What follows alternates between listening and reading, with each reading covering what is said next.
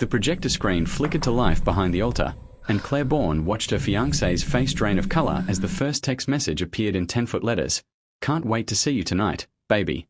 Tell Claire you're working late again." But we are getting ahead of ourselves. Let me tell you how a woman who gave everything ended up destroying the man who took it all. Hello, beautiful souls. Before we dive into this absolutely jaw-dropping story of betrayal and the most satisfying revenge you'll ever hear, I want to say welcome. Whether you're watching from New York, Lagos, Mumbai, or anywhere in between, I'm so grateful you're here. How are you all doing today? And hey, if you haven't subscribed to the channel yet, please hit that subscribe button right now. Trust me, you're going to want to see where this story goes, and you don't want to miss what's coming next. Now, let's get into it. Claire Bourne had always believed in love the way some people believe in religion, with absolute, unwavering faith. At 28, she'd built a successful career as a marketing director, lived in a modest but charming apartment in the city, and had just become engaged to Adrian Stark, the man she'd loved since college. Adrian was everything she'd ever wanted. Charming, ambitious, affectionate. He had a smile that could light up a room and dreams bigger than the sky. He wanted to start his own architectural firm, had the vision, the talent, the drive. The only thing missing was capital. Then Claire's grandmother died. The funeral was held on a grey Tuesday in October. Rain hammered the cemetery as they lowered the casket into the earth. Claire stood under a black umbrella, tears mixing with raindrops, while Adrian held her hand. Grandma Rose had been her anchor, her cheerleader, her safe place. The woman who'd raised her when her own parents couldn't be bothered. A week later, the lawyer called. Grandma Rose had left Claire everything: her modest house in Connecticut, some jewelry, and $150,000 in savings. Claire sat in the lawyer's office, staring at the number on the paperwork, unable to breathe. $150,000. It was more money than she'd ever seen.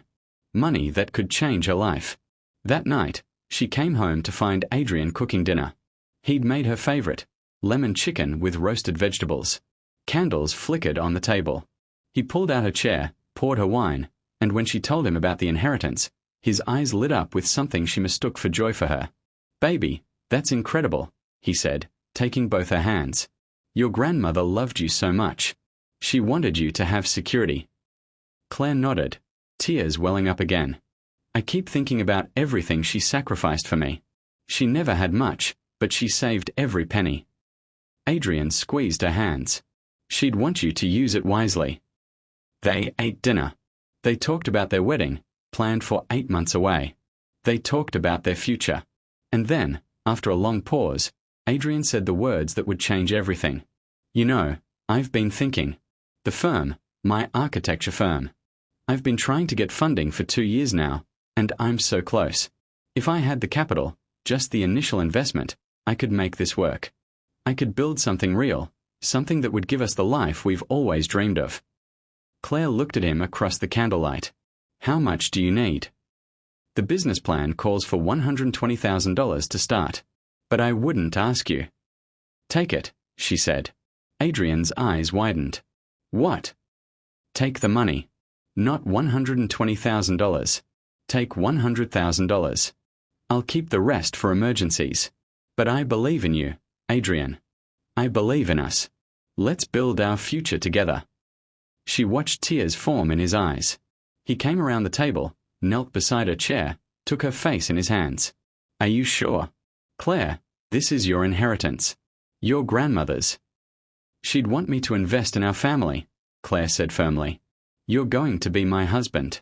Your dreams are my dreams." He kissed her then, deep and passionate. "I love you so much," he whispered against her lips. "I swear to God, I'm going to make this worth it. I'm going to build something amazing. I'm going to take care of you forever." 3 days later, Claire transferred $100,000 into Adrian's business account. She kept $50,000 for herself, a safety net, she told herself. The house in Connecticut would be sold to pay estate taxes and debts. The jewelry was sentimental, not valuable. But the money, the real money, was now Adrian's. Was hers. Was theirs. The first month was electric. Adrian signed a lease on a small office space in a trendy part of downtown. He hired a junior architect, bought new software, built a website, and started pitching to clients. Claire would stop by after work to find him hunched over blueprints, eyes bright with inspiration. "Look at this," he'd say, pulling her close to show her designs for a community center, a restaurant renovation, a residential tower. "This is happening, babe. We are making it happen." She'd never felt more proud, more certain she'd made the right choice. The second month, Adrian landed his first client, a small business owner who wanted to redesign her boutique. The pay was modest, but it was validation. Proof of concept. Claire celebrated with him, drinking cheap champagne in his cramped office while he spun her around in his desk chair. "This is just the beginning," he promised. "I'm going to make you so proud." "I'm already proud," she said. But by the third month, something shifted. It was subtle at first. Adrian started working later. He'd text her around midnight, still at the office, don't wait up. She'd fall asleep alone, wake up to find him crashed on the couch, too exhausted to make it to bed. "This is just the hustle phase," he explained when she asked about it over breakfast one Saturday. "Building a business from scratch is brutal. But once we get established, it'll balance out." Claire nodded, understanding but missing him. Missing the man who used to cook her dinner, who'd watch movies with her on Sunday afternoons, who'd make love to her slowly on lazy mornings. Now he was always tired, always stressed, always somewhere else even when he was sitting right next to her. The fourth month brought new patterns. Adrian became protective of his phone. He'd get texts and immediately flip it face down. When it rang, he'd step into another room to answer. Once, when Claire picked it up to hand it to him, he practically lunged across the room to grab it. "Sorry," he said quickly, seeing her startled expression. "Client stuff. Confidential." She wanted to believe him. The fifth month, Adrian started going on business trips. A potential client in Boston, a networking conference in Chicago, a site visit in Philadelphia. He'd be gone for 2-3 days at a time. When he returned, he'd be exhausted and distant. Claire tried to be supportive. She reminded herself that she'd known building a business would be hard. That sacrifice was part of growth. That the man she loved was chasing his dream with her money backing him. But late at night, alone in their bed, she'd stare at the ceiling and feel something dark and cold settle in her chest. Something that felt like doubt. The sixth month, she noticed the smell. Adrian came home from a client dinner smelling like perfume. Not her perfume. Something floral and expensive. Client was wearing a ton of it, he explained, already pulling off his shirt. "I need a shower. Gave me a headache." She watched him walk away, and the cold thing in her chest grew colder. The seventh month, she found the receipt.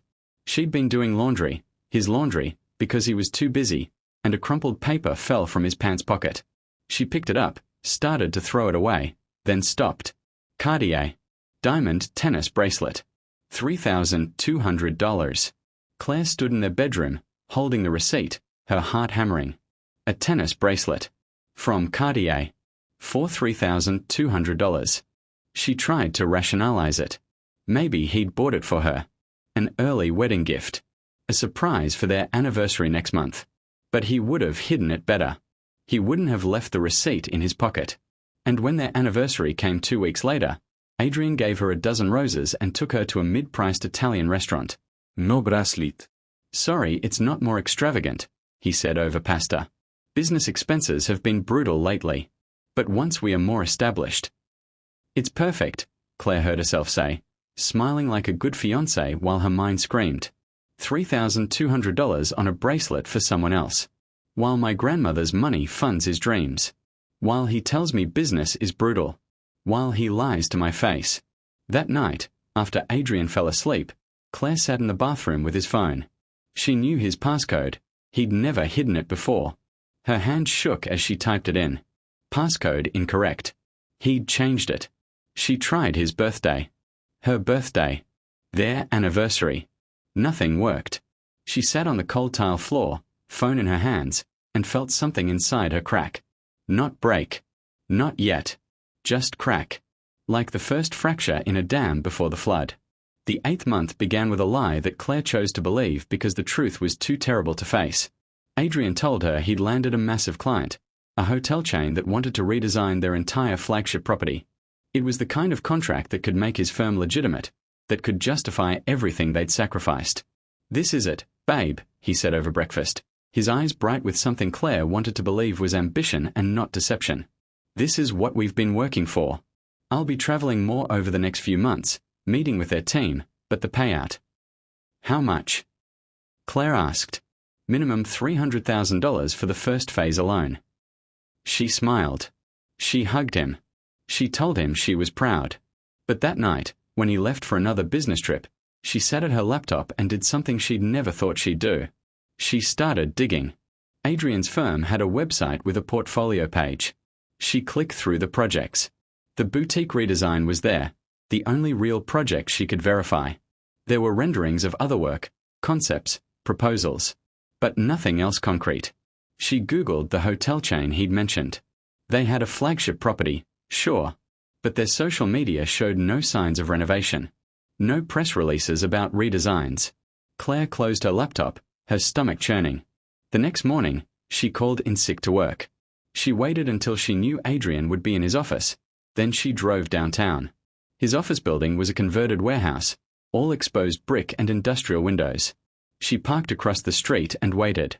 45 minutes later, Adrian emerged. He wasn't alone. The woman with him was beautiful in that effortless way Claire had never quite managed. Blonde hair in perfect waves, wearing a dress that probably cost more than Claire's monthly rent. But it was the way Adrian touched her that made Claire's world tilt sideways. His hand on the small of her back. Casual. Intimate. The same way he used to touch Claire. They walked to a car parked near the building. A Mercedes. The woman's, clearly. Adrian opened her door, leaned in, kissed her cheek. Lingered too long. Then he closed her door, walked back to the building, and the woman drove away.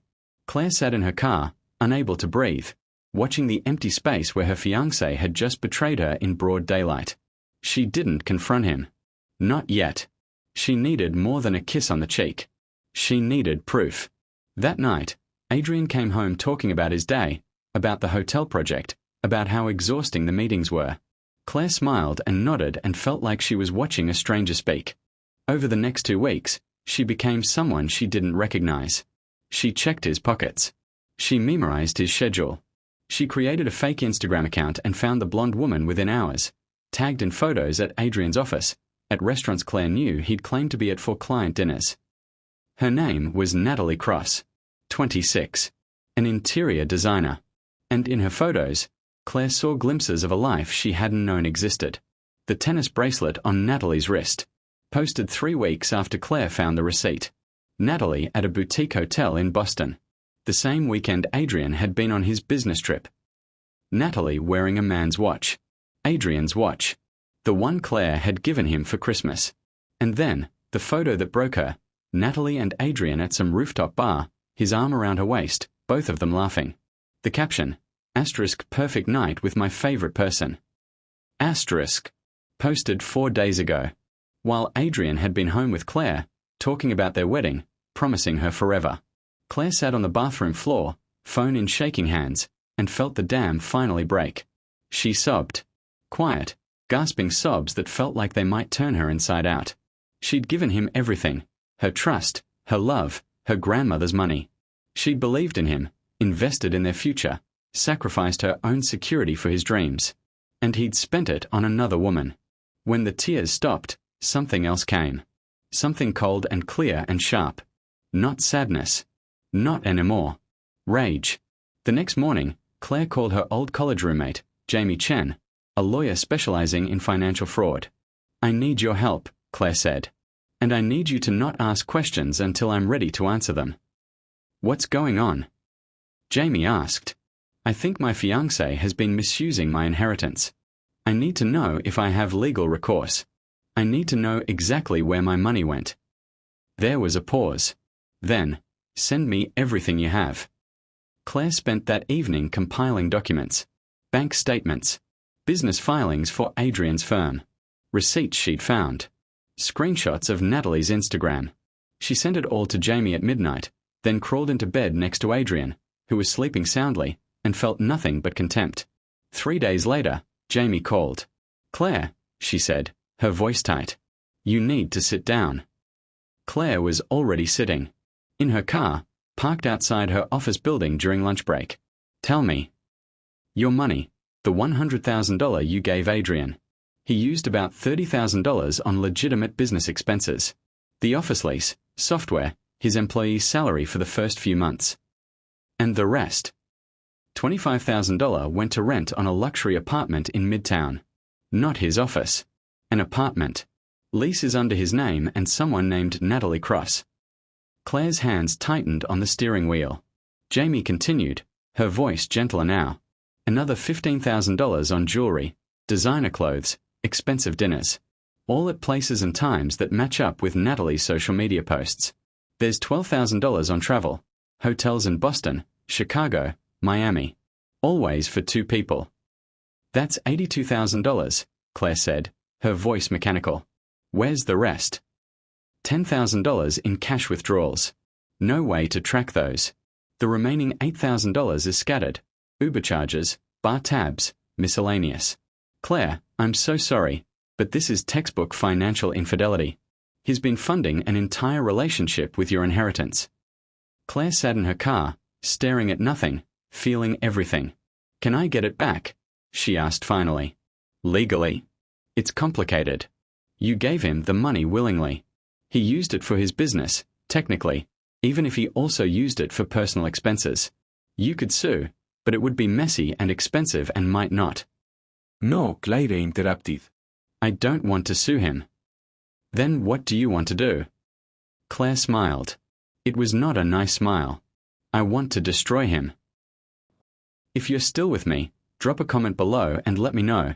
Have you ever had someone betray your trust like this? And don't forget to subscribe because this revenge is about to get so good. Claire didn't confront Adrian. She didn't cry or scream or throw his belongings into the street. Instead, she did something much more dangerous. She became perfect. The fiancé Adrian had neglected suddenly transformed into the woman of his dreams again. She greeted him with smiles. She asked about his day with genuine seeming interest.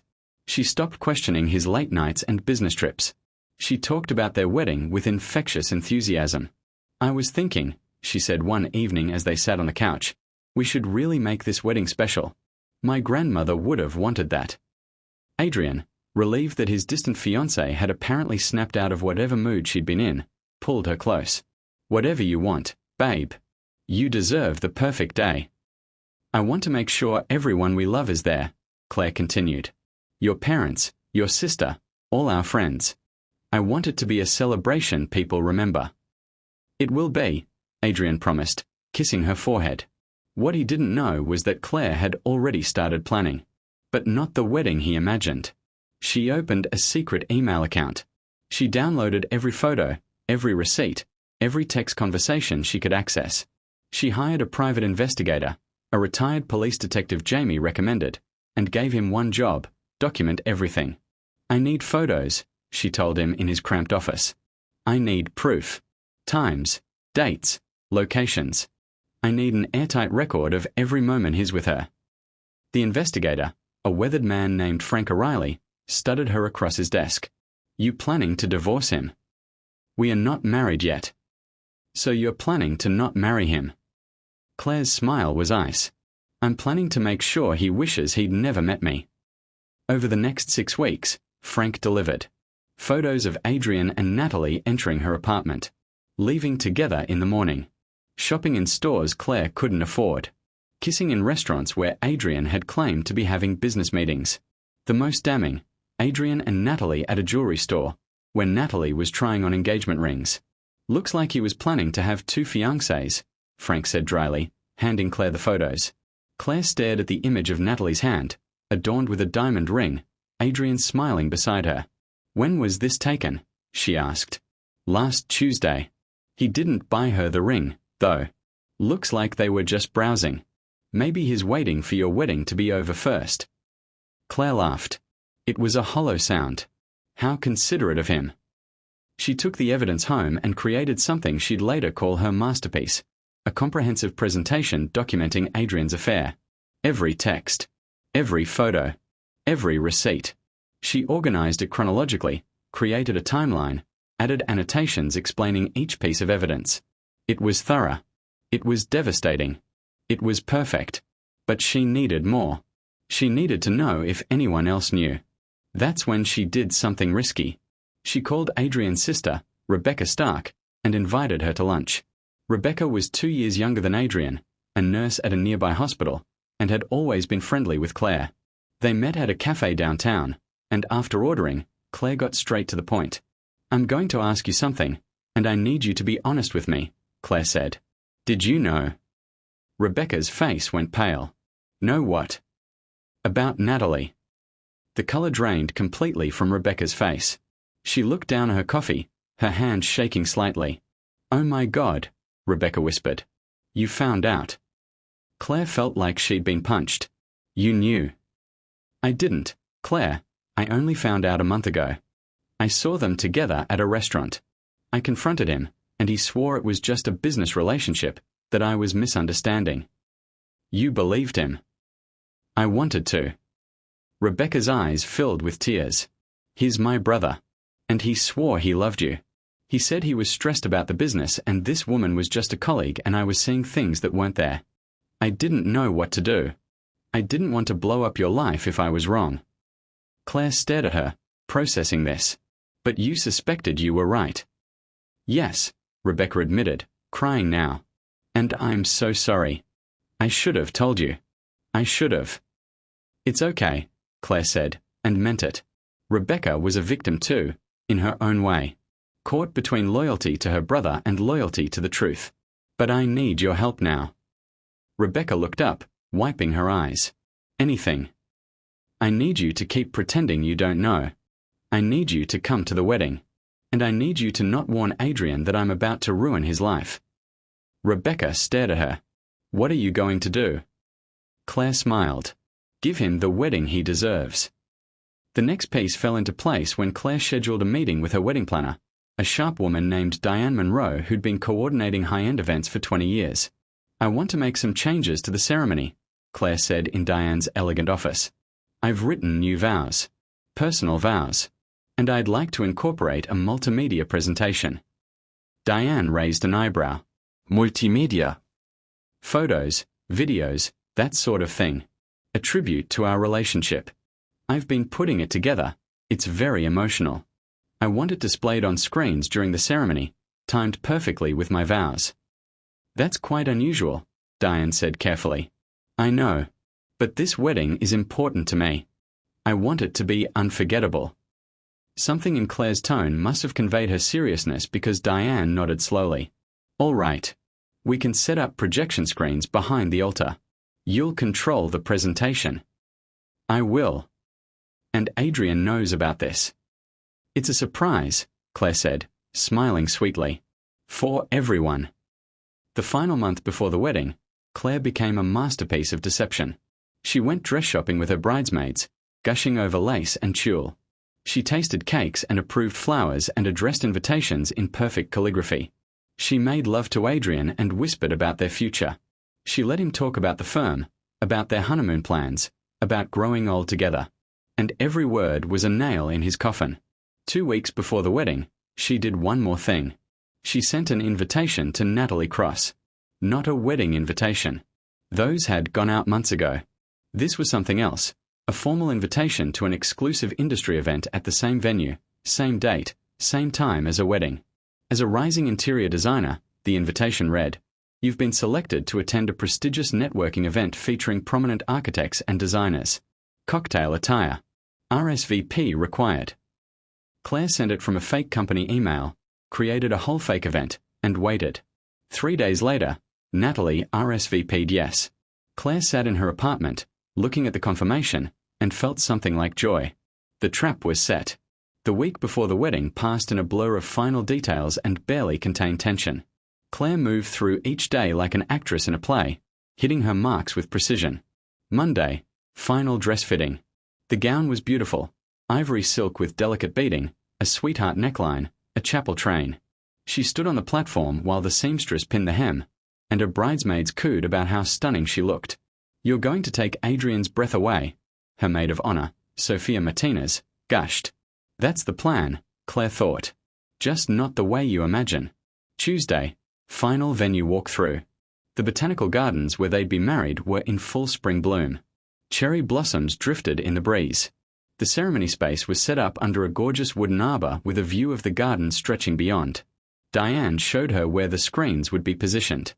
"Are you sure you don't want Adrian to see the presentation beforehand?" Diane asked. "Technical rehearsal might be." "I'm sure," Claire said firmly. "I want his genuine reaction."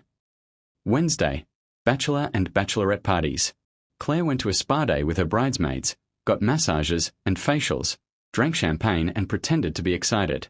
Meanwhile, Adrian was presumably at his bachelor party, which Rebecca had told her was just a dinner with his groomsmen. What Rebecca didn't tell Adrian was that she'd secretly recorded his own words on her phone the week before, when he'd been drunk and bragging to his best friend about having the best of both worlds. Rebecca had sent the audio to Claire with a text, "I'm so sorry. You deserve better." Thursday, rehearsal dinner.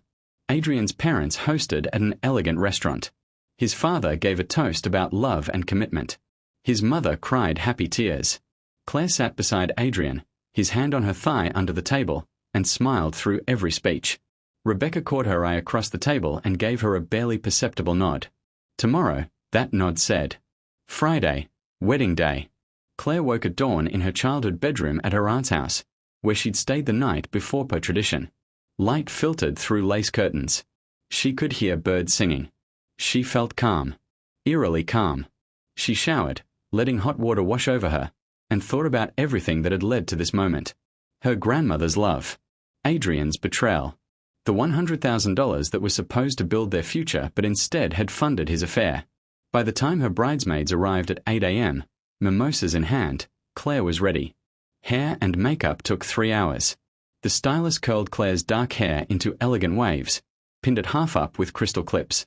The makeup artist gave her a classic look, smoky eyes, nude lips, glowing skin. "You look like a princess," Sophia said, eyes welling up. "Adrian is the luckiest man alive."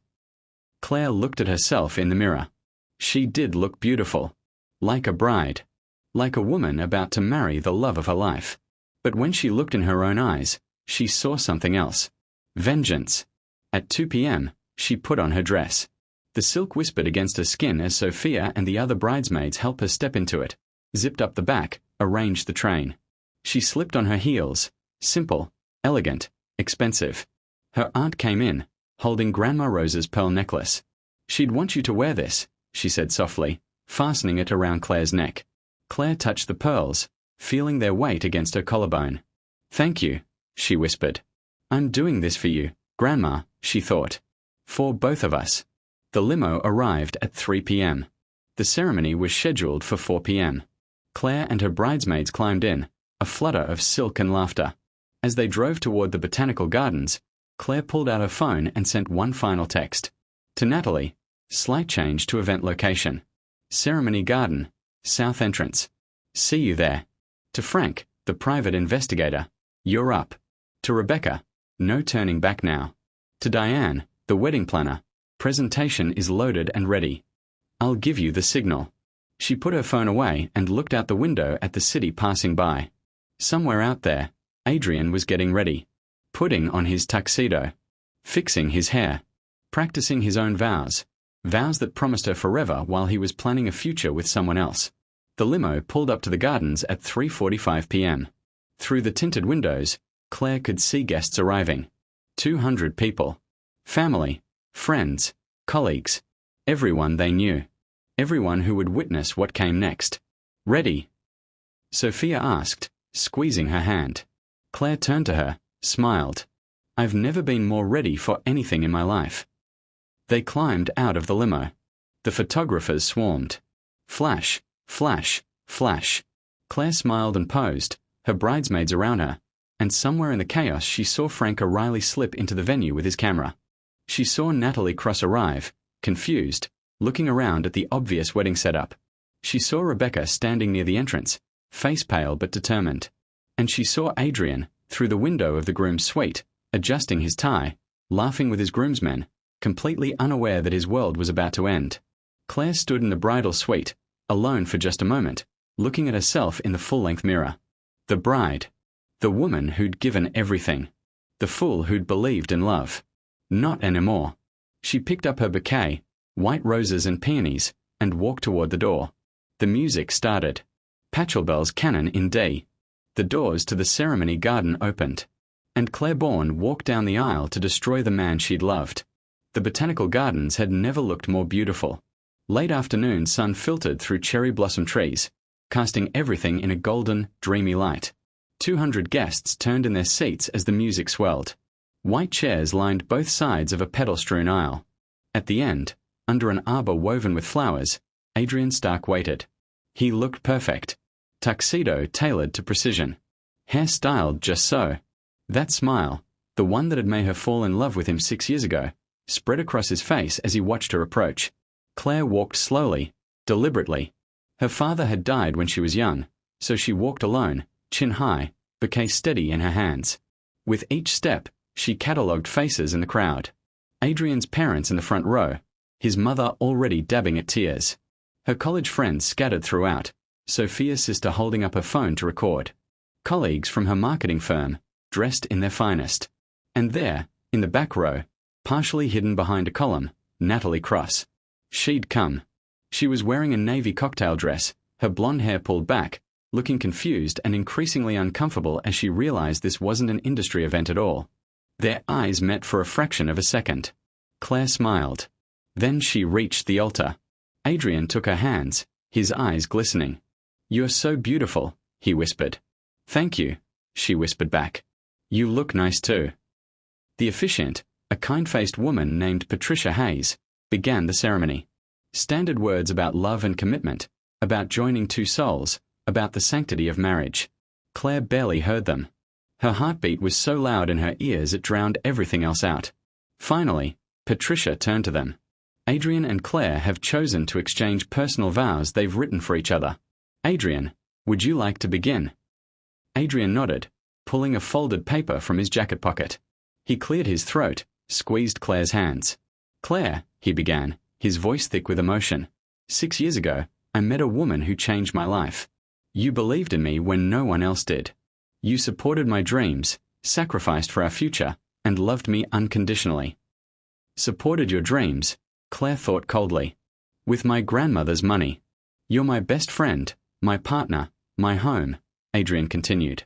"I promise to spend the rest of my life making you happy.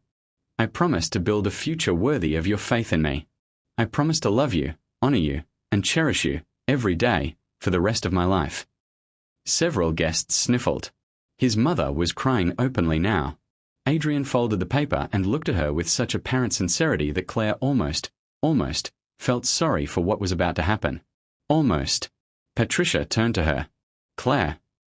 Claire took a breath. "I didn't write my vows down," she said clearly, her voice carrying across the garden. "Because what I have to say, I need to say from the heart." She released Adrian's hands and took a small step back. In her peripheral vision, she saw Diane hovering near the control booth for the projection screens.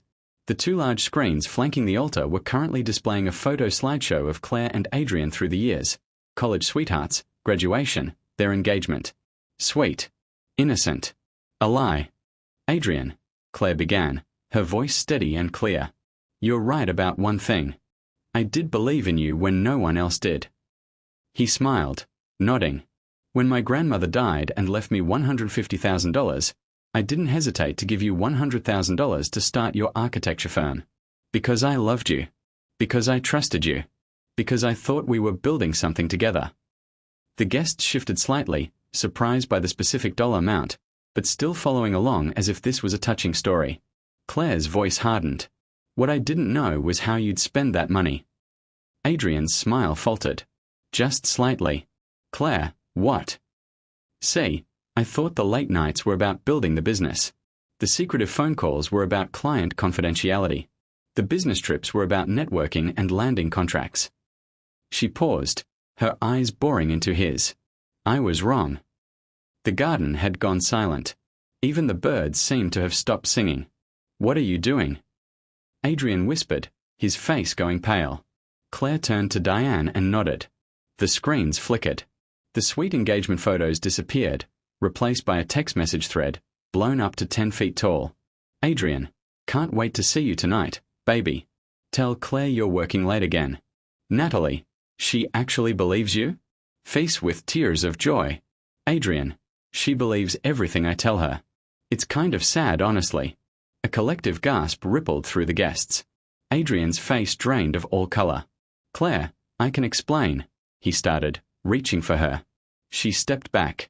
Oh, you don't need to explain. I have 6 weeks of documentation that explains everything perfectly. Another click. The screens changed. Photos now. Adrian and Natalie entering a luxury apartment building. The timestamp in the corner. Kissing in a restaurant. Shopping together. His hand on her back, intimate and familiar. This is the apartment you rented in Midtown, Claire narrated, her voice clinical. With my grandmother's money. $25,000 for a year's lease. For your mistress. Oh my God, someone in the audience breathed. Adrian was shaking his head frantically. No, this isn't. She's just a colleague. A colleague? Claire's laugh was sharp. Is that what you call the woman you've been sleeping with for 7 months? The screens changed again. Security camera footage from a hotel hallway. Adrian and Natalie entering a room together. The timestamp showed a date Claire remembered vividly. The weekend he'd claimed to be at a business conference in Chicago. My grandmother worked 3 jobs to save that money, Claire said, her voice breaking slightly now, real emotion bleeding through. She lived in a tiny apartment and wore clothes from thrift stores and never took vacations because she wanted to leave something for me. For my future. Tears were streaming down several guests' faces now. Adrian's mother looked like she might faint. And you spent it on her. Claire pointed toward the back of the garden where Natalie sat, frozen in horror as every head turned toward her. The screens changed once more. A spreadsheet appeared. Detailed. Annotated. Business expenses. $30,000. Apartment 4 Natalie Cross. $25,000. Jewelry. Tennis bracelet. Earrings. Necklace $15,000. Travel with Natalie Cross. $12,000. Designer clothing and accessories. $8,000. Cash withdrawals. Untracked $10,000. Total. $100,000. The garden erupted. Not in celebration, but in chaos. Guests were standing, shouting, crying. Adrian's father stood up, his face purple with rage. His mother was sobbing. Rebecca sat still, tears streaming down her face but a small smile on her lips. Adrian grabbed Claire's arms. Please, let me explain. This is all wrong. You're misunderstanding. I'm misunderstanding. Claire jerked away from him. I have bank statements, Adrian. I have receipts. I have texts where you laughed about how easy I was to fool. I have photos of you trying on engagement rings with her 2 weeks ago. That photo appeared on the screen. Natalie's hand, adorned with a massive diamond, Adrian smiling beside her in the jewelry store. The revelation that he'd been planning to propose to his mistress sent a new wave of gasps through the crowd. You bastard! Someone yelled. Claire looked over to see her cousin Marcus standing, fists clenched. Adrian was crying now. Actual tears streaming down his face. I love you, Claire. I made mistakes, but I love you. We can fix this. Please. Fix it. Claire's voice rose. You spent my dead grandmother's money on another woman. You lied to me every single day for 7 months. You made me believe in a future that never existed. She turned to address the crowd, her voice ringing clear. I want to thank you all for coming today. I know you came expecting a wedding. Instead, you get to witness something else. Justice. The screens changed one final time. A legal document appeared. Promissory note. Adrian Stark agrees to repay Claire Bourne the sum of $100,000, to be paid in full within 30 days of signing. Signed, Adrian Stark. Date, 3 weeks prior. See, Adrian, Claire said, turning back to him. I told you I wanted to review some financial documents before the wedding. You were so eager to appease me, to keep me from digging deeper, that you signed this without reading it carefully. You thought it was a prenup. It wasn't. Adrian's face went from pale to green. That's not. You can't. I can. And I will. You have 30 days to repay me $100,000, or I'll see you in court. And given that you signed this document voluntarily, and given the evidence I have of misuse of funds, I have an excellent case. Jamie Chen stood up from her seat in the middle section, tablet in hand. As Ms. Bourne's attorney, I can confirm that this document is legally binding. Mr. Stark will be receiving official notice of collection proceedings next week. The crowd was in complete chaos now. Some people were trying to leave. Others were crowding forward. Adrian's groomsmen were standing around awkwardly, unsure whether to comfort him or distance themselves. Natalie had fled entirely. Claire caught a glimpse of her navy dress disappearing through the garden gates.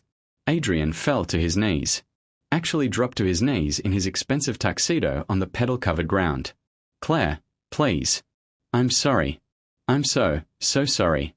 I'll do anything. Please don't do this. She looked down at him. The man she'd loved. The man she'd trusted with her heart and her grandmother's legacy. The man who'd thrown it all away for an affair. You're sorry? She asked quietly. You're sorry you got caught. You're sorry your life is about to fall apart.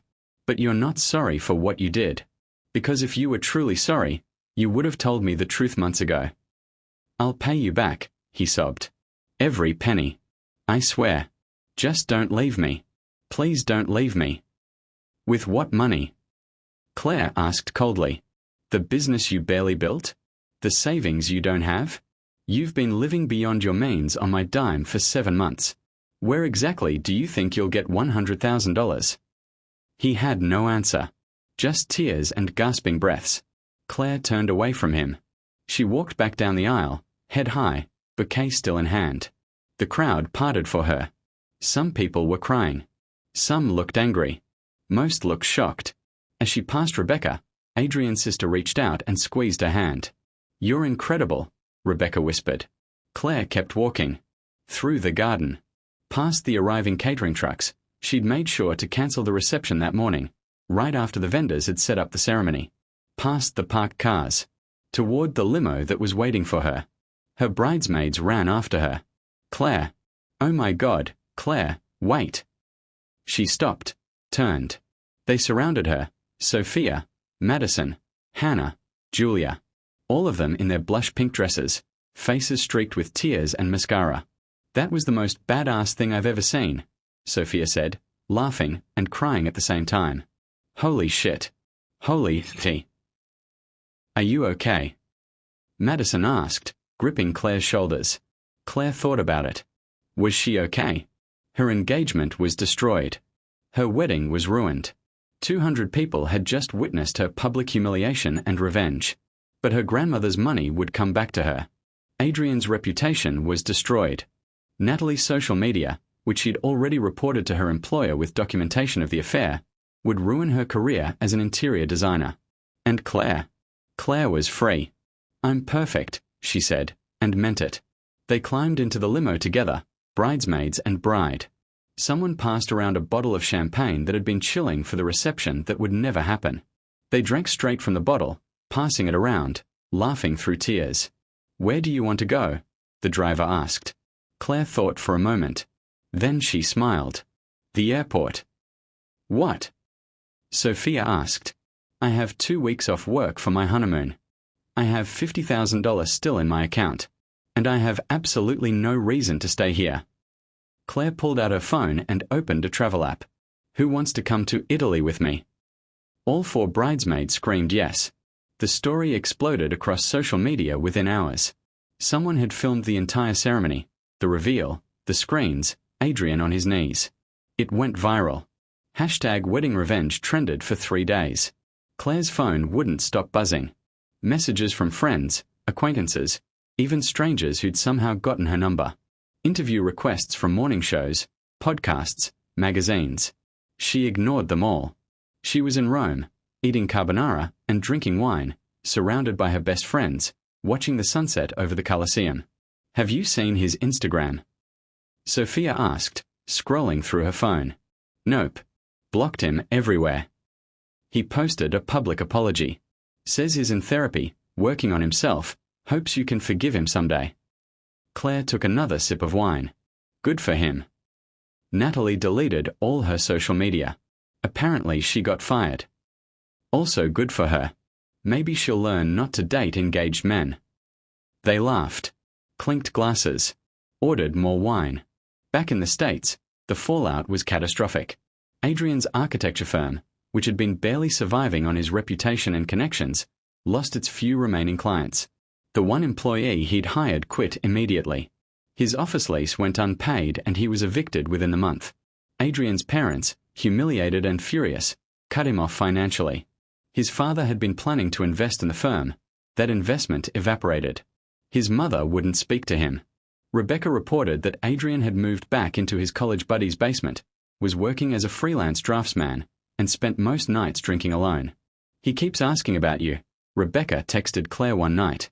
Wants to know if you'll ever talk to him. Tell him no, Claire texted back. Tell him never. The legal proceedings moved forward. Jamie filed the collection notice. Adrian couldn't pay. They went to court. The judge, a stern woman in her 60s who'd read the full case file, ruled in Claire's favor with barely concealed disgust at Adrian's behavior.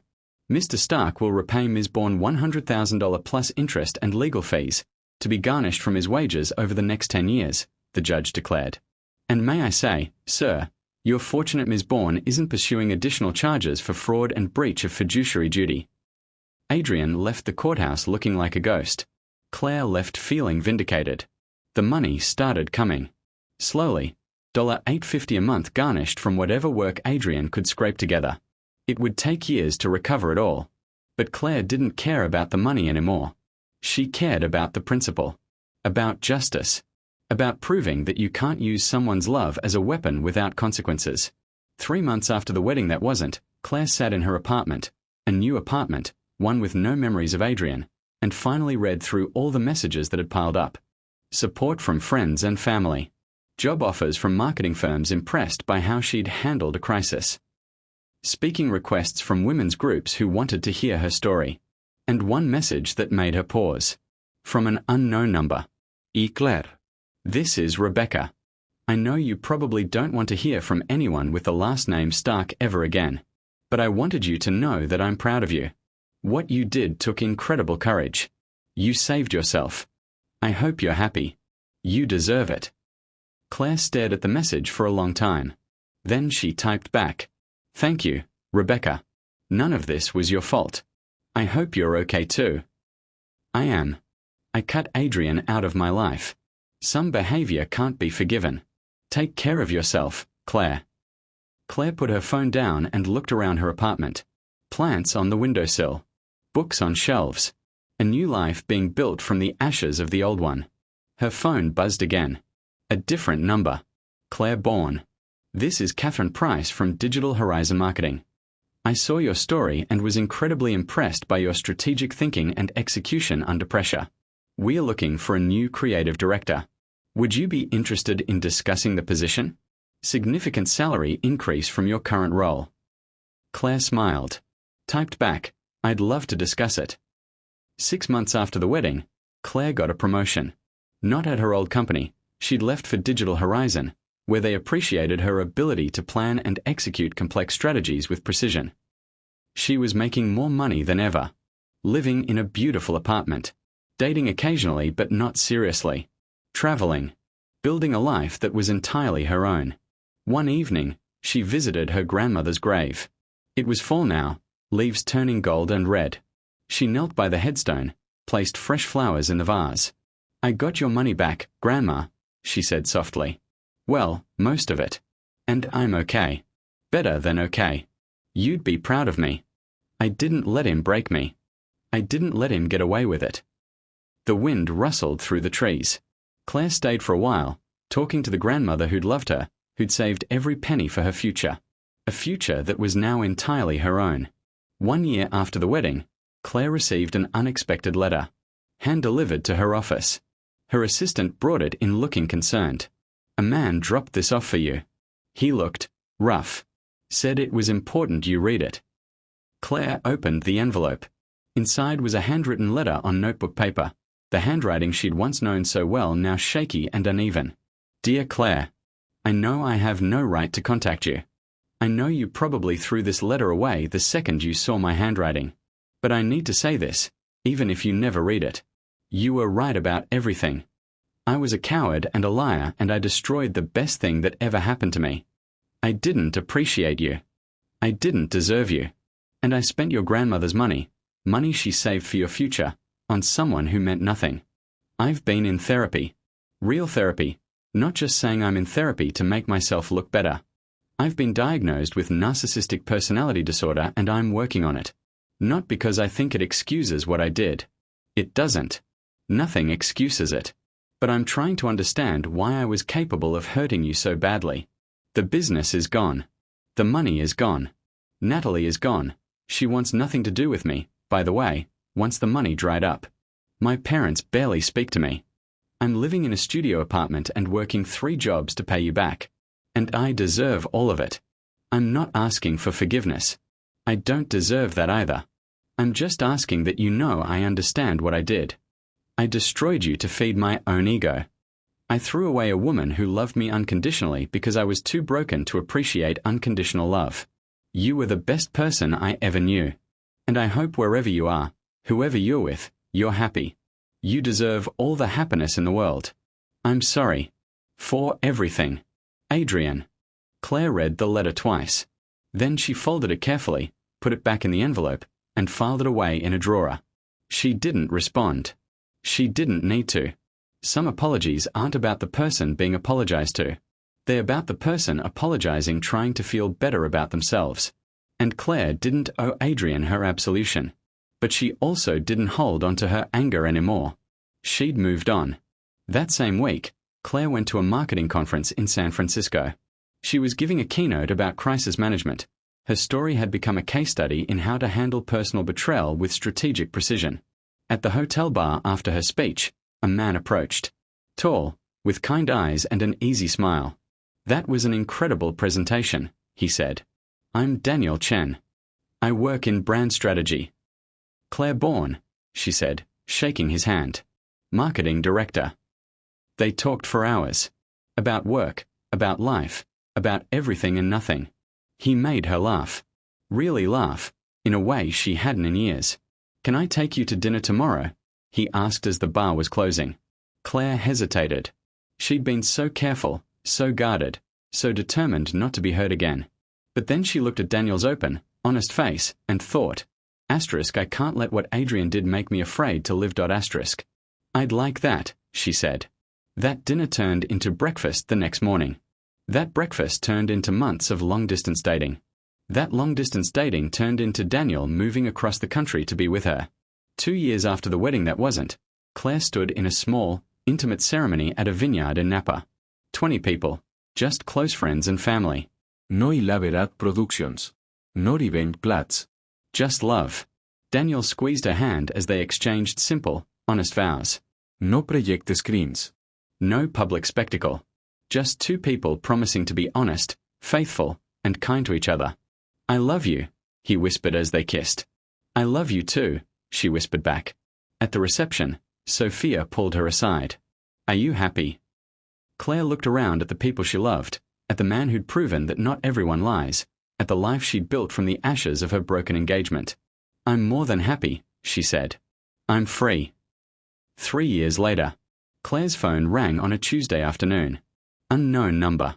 She almost didn't answer, but something made her pick up. Claire Bourne. A woman's voice asked. Speaking. This is Elizabeth Chen from the Foundation for Financial Literacy. We are organizing a conference on financial abuse and empowerment, and we'd love for you to be our keynote speaker. Your story has inspired so many people. Claire smiled.